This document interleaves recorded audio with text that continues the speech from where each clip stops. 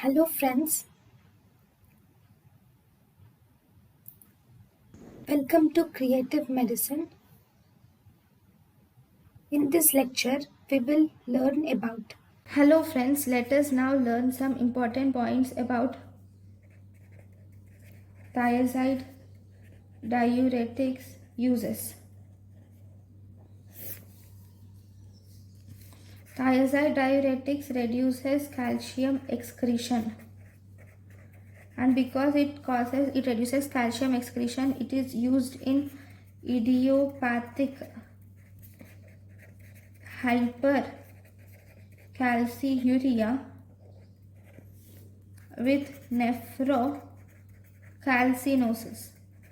Here in these patients there is high urinary calcium is present, okay, but there is no hypercalcemia. There is high urinary calcium but no hypercalcemia. That is thiazide diuretics. Then that is idiopathic hypercalciuria with nephrocalcinosis. Thiazide diuretics are also used in congestive heart failure,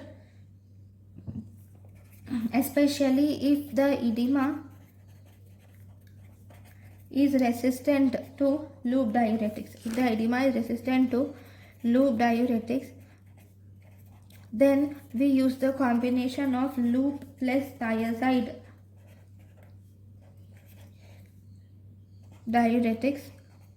This will block the reabsorption of sodium at different sites. Because it blocks the reabsorption of sodium at different sites, this is called as double neuron blockade.